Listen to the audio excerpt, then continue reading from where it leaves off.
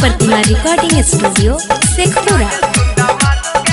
Mix by Shailendra Babu. आप सुन रहे हैं युवा स्टार अखिलेश लाल यादव को। बापू सोना कही हमरा कहीं बारावा गे सुना। हाँ हाँ बापू सोना कही हमरा कहीं बारावा गे। पापा जी के मारल छौड़ी आब बड़ी याद गे। मैया से कहीं ने बना ले थुंदा मादू गे। मैया से कहीं ने बना ले थुंदा मादू गे।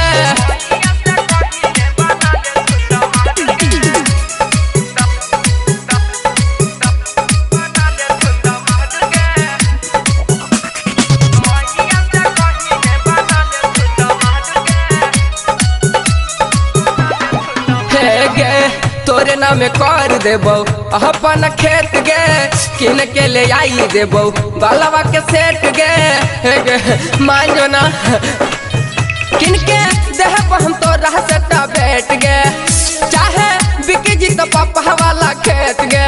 अगे बांजो ना 12 गो मजा देब तेरा गोसा बात गे। एतना खिलाइबो छौड़ी रख में तू याद गे। मैया से कहीं ने बना ले थुंदा मादू गे। मैया से कहीं ने बना ले थुंदा मादू गे।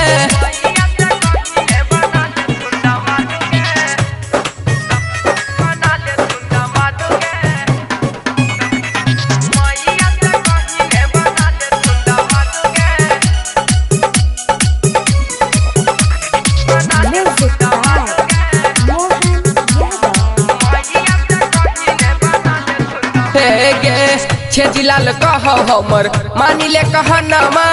अखलेस बनतौगे तोरे पहुनामा।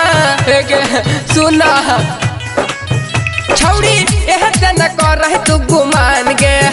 नाता दे देव सुन हमें जान गे। मर जीव तो फाजी में पापा जी के पैसा काहे करनी बाराबाद गे। इहे सोची भर जा हमारा आँख गे। मैया से कहीं ने बना ले थुंदा मादू गे। मैया से कहीं ने बना ले थुंदा मादा गे।